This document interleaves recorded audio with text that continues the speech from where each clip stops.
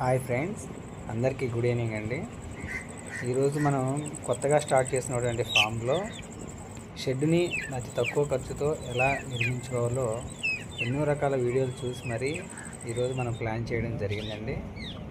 మీరు మొదట్లో చూసినటువంటి ఏదైతే ఉందో ఆ ల్యాండ్లో ఫస్ట్ మనం పోల్స్ అనేవి నిర్మించుకొని మొత్తం 36 ఫీట్లు పొడవు మరియు అలాగే 10 ఫీట్ల వెడల్పుతోటి మనం వెనక వైపు 9 అడుగులు ఉండేటువంటి సిమెంట్ స్తంభాలను, ముందు వైపున 8 అడుగులు ఉండేటువంటి సిమెంట్ స్తంభాలను పెట్టి దానికి మనకి వర్షం పడినప్పుడు వాటర్ అనేది ముందుకి వచ్చేలాగా కొంచెం వాలు పెట్టాము.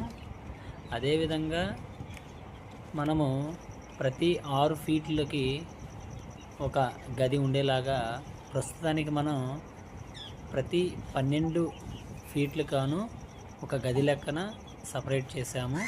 మధ్యలో మీరు చూస్తున్నట్లయితే ఎక్కడైతే సిమెంట్ పోల్ ఉందో ఆ సిమెంట్ పోల్ నుంచి ఇంకొక సిమెంట్ పోల్కి మధ్య దూరం 12 అడుగులు ఉంటుంది.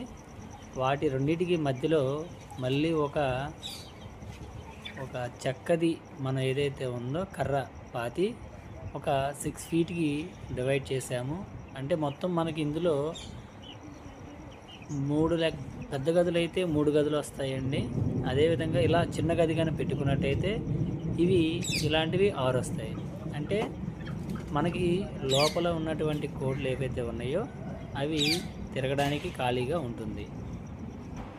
మనం ఇలా నిర్మించుకున్న గదులు ఏవైతే ఉన్నాయో ఇందులో కొన్నిసార్లు వర్షం అప్పుడు మనం కోళ్ళని కట్టివేయకుండా లోపల గదులలోనే ఫ్రీగా ఉండడానికి, అలాగే రాత్రి సమయాల్లో కోళ్ళు ఫ్రీగా పడుకోవడానికి దొంగల భయం లేకుండా ఈ షెడ్డు నిర్మాణం వలన మనకి పని కూడా సులువుగా అవుతుంది.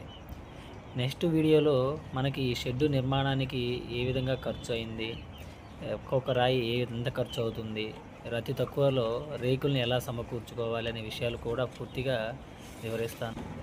మన ఛానల్ని సబ్స్క్రైబ్ చేసుకుని సపోర్ట్ చేస్తారని కోరుకుంటున్నాను ఫ్రెండ్స్.